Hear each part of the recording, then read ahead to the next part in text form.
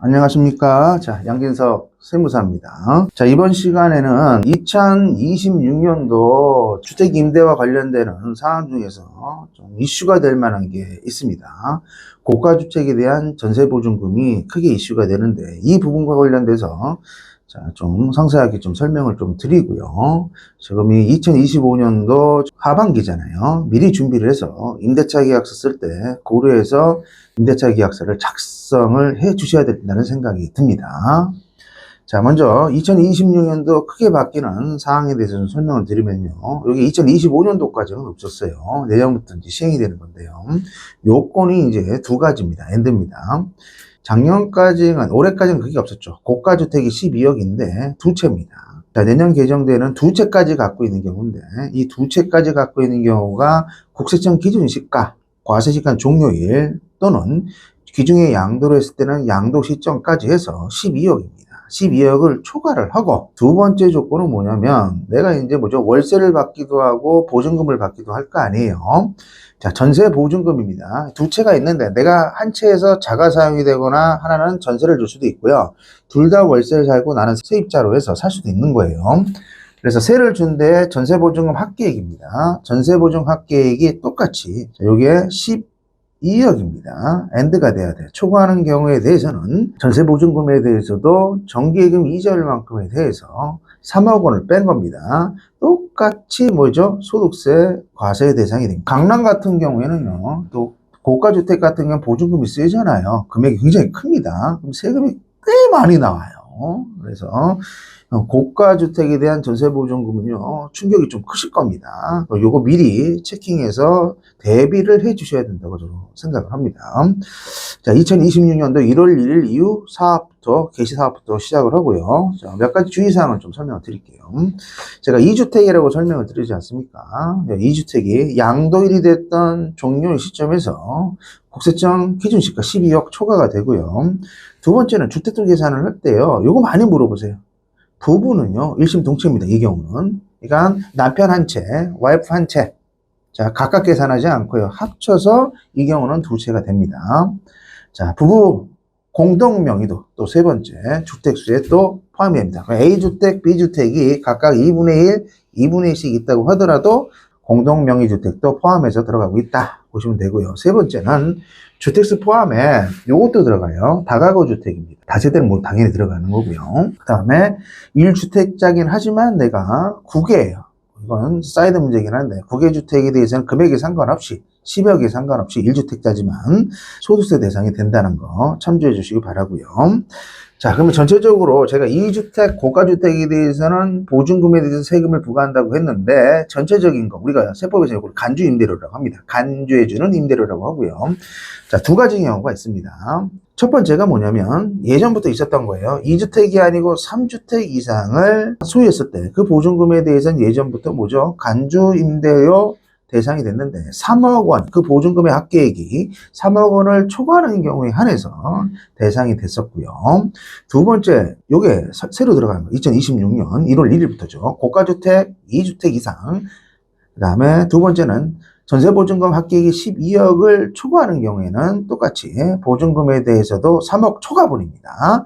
똑같이 정기예금 이자율만큼에 대해서 소득세 과세 대상이 되고 있다는 거 한번 보셔야 될 것 같습니다. 그 다음에 제가 3주택 이상 한번 또 사이드로 설명을 드리면요. 3주택 이상이지만 1호당 면적입니다. 면적 1세대당 40제곱미터 이하 또는 그 보증금의 합계액이 기준시가가 2억 원 이하인 경우엔 주택수 계산에서 빠집니다. 이거 우리가 소형주택이라고 합니다. 엔드가 아니고요. 1호당 40제곱미터 이하 또는 기준시가가 얼마예요? 2억 원 이하인 주택을 우리가 소형주택이라고 하고요. 이거는 지금 현재 2026년도 12월 31일까지는 현재로서는 자, 주택수에서 제외하고 있다는 거 유념해 주시기 바랍니다. 자, 그러면 예시를 들어서 좀 케이스 1, 2, 3로 해서 자, 내년에 개정되는 사항에 대해서 예를 들면서 좀 하나씩 설명을 드리도록 하겠습니다. 첫 번째 케이스가 홍길동 씨가 있습니다. 근로소득이 있고요. 이분이 주택임대소득이 있다고 가정을 할게요. 주택임대소득에 대해서 좀 간단하게 설명을 드리면 임대료 등의 합계, 여기에 간주임대료도 포함이 됩니다. 그래서 2천만 원 이하에 대해서는 자 분리과세 15.4로 끝나고요. 그러니까 근로소득하고 합산을 하지 않습니다. 종소세 신고만 하시면 돼요. 합산해서. 근데 2천만 원을 넘길 경우에는 홍길동 씨 근로소득과 합산을 하기 때문에 자, 누진세율 적용을 받기 때문에 부담이 더 클 수밖에 없습니다. 자, A주택이 있는데 A주택과 B주택이 있는데 기준시가가 A주택은 10억 원이고 B주택은 20억이라고 가정을 할게요. 2016년도에 바뀐 게 뭐라고 했어요? 둘 다 12억을 초과를 해야지 전세보증금에 대해서도 과세를 한다고 했잖아요. 그래서 A주택은 기준시가 10억인데 자가 사용을 하고 있고요. B주택은 시가 20억인데 전세보증금이 13억에 자, 월세가 100입니다. 그러면 이거 간주임대료 대상이 될까요? 안 될까요? 되지 않습니다. 왜 그래요? 자, 둘 다 12억을 초과해야 되는데 A주택 자가용으로는 기준시가가 10억이기 때문에 대상에서 자, 해당하지 않기 때문에 이 경우는 전세보증금이 뭐예요? 12억을 초과한 13억이 된다고 하더라도 대상이 되지 않고 있습니다. 그래서 월세보험 100에 대해서만 12달 곱해가지고 1200이 나오잖아요. 1200에 대해서만 주택임대소득이 뜨는데 그 주택임대소득이 2천만 원 이하니까 어떻게 돼요? 과세표준이 나올 겁니다. 15.4만 세금을 내면서 근로소득하고는 합산하지 않고 종소세 신고하시면서 5월달에 마감을 치시면 될 것 같습니다. 자, 케이스 2입니다. 자, 홍길동 씨고요. 똑같이 근로소득이 있고 주택임대소득이 있다고 가정을 할게요. 자, 이런 조건. 자, A주택 기준시가 20억이고 B주택도 20억이야. 자, 그러면 어떻게 돼요? 둘 다 12억을 일단 초과를 해버렸어요. 전제 조건이 A주택은 기준시가 20억이지만 내가 지금 거기 살고 있고요. B주택과 관련되는 건 20억인데 전세보증금 13억에 월세 100이 있다고 가정할게요. 자, 그러면 어떻게 돼요? 전세보증금이 12억을 초과했기 때문에 월세 부분은 뭐 똑같이 자, 12 곱하기 1200만 원은 당연히 임대소득이 되는데 이 케이스는 어떻게 돼요? 자, 똑같이 자, 13억, 12억을 초과했기 때문에 자, 간주임대료 과세 대상이 됩니다. 어떻게 계산하냐면 간주임대료는 내가 받은 전체 보증금 얼마예요? 13억 중에서 3억 원은 무조건 빼주잖아요. 그러면 얼마가 돼? 13억에서 자, 3억을 빼니까 10억이 될 겁니다. 그 10억에 무조건 곱하기 60%를 해줘요. 그리고 거기에 정기예금 이자율이 작년까지는 3.5%였는데 올해 이제 3.1%로 현 시점에서는 3.1%로 변경이 됐습니다. 그래서 13억에서 3억을 빼니까 10억에 여기에 곱하기 60 그리고 6억이에요. 여기에 3.1%는 1860만 원. 1860만 원이 떠버리면 아까침에 월세 100에 곱하기 12달이 되니까 자, 전체 합한 게 임대료와 간주임대료를 합해서 자, 3060만 원이 나와버리는 거예요. 자, 그럼 3060만 원이 나왔다는 얘기는 2천만 원은 뭐예요? 초과를 해버렸잖아요. 그러면 3060만 원은 반드시 종합과세 대상이 돼요. 분리과세가 아니고. 그러면 근로소득을 통해서 연말정산한 소득과 5월달에 2천만 원 초과한 주택임대소득은 뭐예요? 합산을 하셔야 돼요. 세율은 누진세율이잖아요. 그럼 5월달에 내는 세금이 어떻게 되겠어요?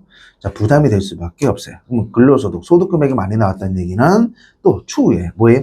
건강보험료도 그만큼 더 부담을 하셔야 되는 문제가 또 발생할 수도 있는 경우입니다. 그럼 해결하는 방법은 뭘까요? 자, 이 케이스처럼요. 2주택에, 고가주택은 뭐 어쩔 수가 없잖아요. 기준시가 높으니까. 보증금은 어떻게 해야 되나요? 여러분들 12억이 안 되게끔 만드시면 돼요. 자, 세 번째 케이스 좀 설명을 드리면요. 세 번째 케이스는 자, 홍길동 씨하고 배우자가 있어요. 자, 요거 제가 임여사라고 할게요. 자, 배우자가 있는데 똑같이 뭐야? 지분이 A주택, B주택이에요. B주택이 지분이 2분의 1, 2분의 1 돼 있어요. 2주택인데. 근데 부부 공동 명의는 뭐로 본다고 그랬어요? 공동 소유는 합산해서 들어간다고 설명을 드리지 않습니까? 똑같이 A주택 기준시가 20억에다가 B주택 기준시가 20억이에요. 그러면 2주택이 고가주택에 해당이 되기 때문에 이제 보증금이 이제 타켓에 들어올 수가 있잖아요. 얼마를 넘겨버리면 12억을 넘길 때입니다. 그래서 A주택 같은 경우는 똑같이 예를 들어서 자가 사용을 하고 B주택은 전세보증금 13억에 월세 얼마예요? 100억 원입니다. 월세 부분은 똑같이 100만 원 곱하기 10이니까 1200만 원은 그대로 나오고요. 13억이 떠버렸잖아요. 똑같이.